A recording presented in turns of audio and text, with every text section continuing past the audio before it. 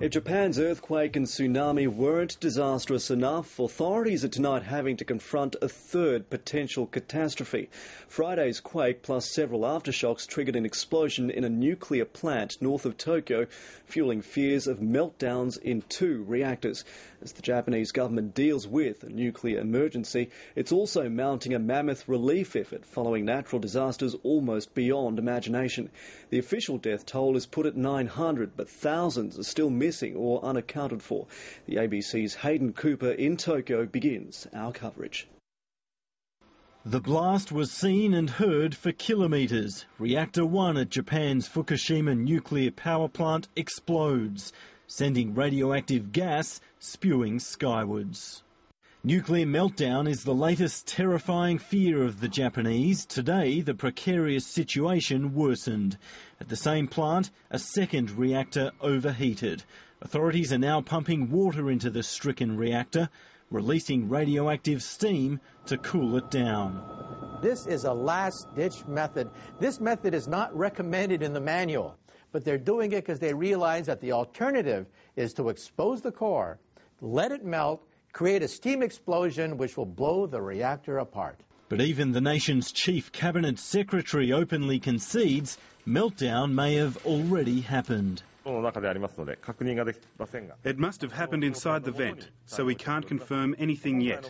But we assume there was a meltdown, and measures are already being taken. More than 200,000 people in a 20-kilometre radius have fled the area. A small number were exposed. Everyone else is taking whatever precautions they can. Further north, new pictures are emerging of Friday's devastating tsunami. This footage shows when the tsunami hit the coastline. Whole buildings are swept away, unable to resist the force of the water. This is Minami Sanriku before the quake, when it was a sizable town of 17,500 people. This is the town now, or what's left of it. The only building left standing is the hospital. More than half the residents are still missing. Across the disaster zone, tens of thousands haven't been heard from. I thought I was going to die, really. I saw a woman fall in front of me, and there have been aftershocks all night, and each time we were scared. The quake itself has now been upgraded from magnitude 8.9 to magnitude 9. In recorded history, only 3 have been larger. Hayden Cooper, ABC News, Tokyo.